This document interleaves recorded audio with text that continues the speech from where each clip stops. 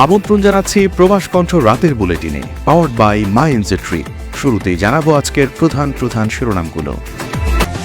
Bangladesh Sarawak সম্পর্কে নতুন দিগন্ত, কৃষি, জ্বালানি ও শ্রম খাতে সহযোগিতা জোরদার। মালয়েশিয়ায় প্রবাসের মাটিতে বর্ণাঢ্য আয়োজনে উদযাপিত বাংলা নববর্ষ। এবং এপ্রিলের প্রথম 15 দিনে প্রবাসে আয় $179 কোটি। দেখছিলেন শিরোনাম, এবার বিস্তারিত। আপনিও কি আপনার নেক্সট ট্রিপ প্ল্যান করছেন? তাহলে আপনার জন্যই মাই ট্রিপ, যেখানে এয়ার টিকেটস এবং হোটেল সব পাওয়া যাবে এক প্ল্যাটফর্মে, with a very affordable fares and endless options. With my trip আপনার ভ্রমণ হবে একদম নিশ্চিন্তে। মালয়েশিয়ায় নিযুক্ত বাংলাদেশের high commissioner Manjurul Karim Khan Chowdhury সারওয়াকের premier আবাং Abdur Rahman জোহারির সঙ্গে এক সৌজন্য সাক্ষাৎ করেছেন। প্রিমিয়ারের কার্যালয়ে অনুষ্ঠিত এই বৈঠক ছিল উষ্ণ ও আন্তরিক। বাংলাদেশ ও সারওয়াকের মধ্যকার ক্রমবর্ধমান সম্পর্কের একটি ইতিবাচক প্রতিফলন হিসেবে দেখা হচ্ছে এটিকে। বৈঠকে উভয় পক্ষ কৃষি, নবায়নযোগ্য জ্বালানি এবং শ্রম অভিবাসন সহ গুরুত্বপূর্ণ খাতে সহযোগিতা জোরদারের বিভিন্ন দিক নিয়ে বিস্তারিত আলোচনা করেন। হাই কমিশনার বাংলাদেশের কৃষি খাতে অভিজ্ঞতা, প্রযুক্তিগত অগ্রগতি এবং মানব সম্পদ উন্নয়নের সক্ষমতা তুলে ধরেন। তিনি সারওয়াকের চলমান উন্নয়ন কার্যক্রমে বাংলাদেশের অংশগ্রহণের আগ্রহ ব্যক্ত করেন এবং বিশেষ করে দক্ষ, অর্ধদক্ষ এবং সাধারণ শ্রমিক সরবরাহ বৃদ্ধির ওপর গুরুত্ব আরোপ করেন।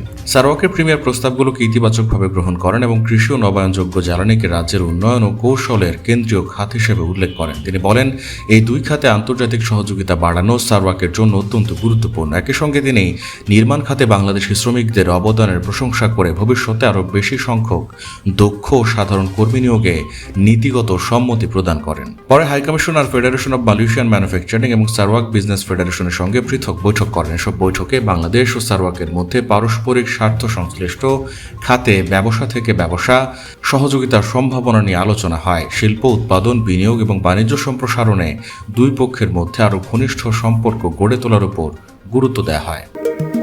মালয়েশিয়ায় থাকেন, আন্তর্জাতিক কর্মপরিবেশে স্মার্ট ও সফল ক্যারিয়ার করতে প্রস্তুত? তবে আপনাকে খুঁজছে প্রাণ মালয়েশিয়া। সমগ্র মালয়েশিয়া জুড়ে বিভিন্ন পদে আপনি হতে পারেন আমাদের পরবর্তী টিম মেম্বার।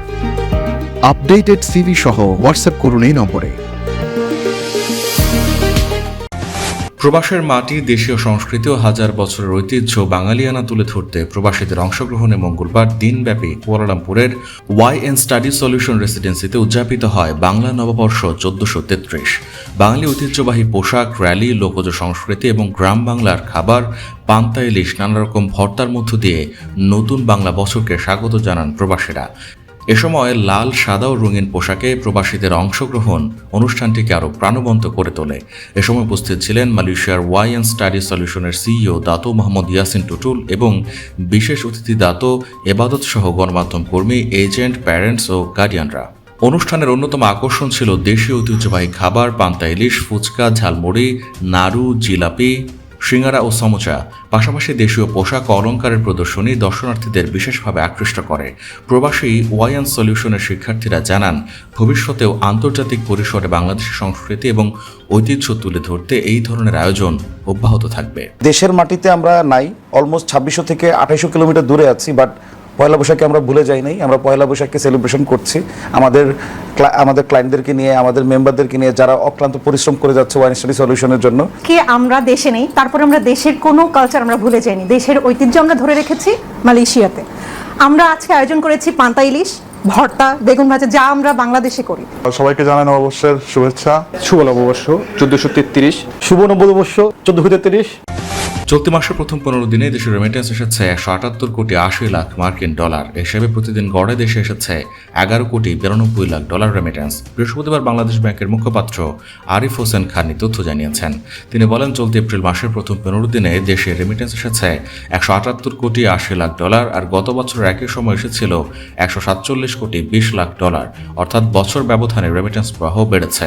চলতি অর্থ বছরের জুলাই থেকে 15 এপ্রিল পর্যন্ত দেশে এসেছে $2,799 কোটি 60 লাখ ডলার রেমিটেন্স। বছর ব্যবধানে যা বেড়েছে 20.40%।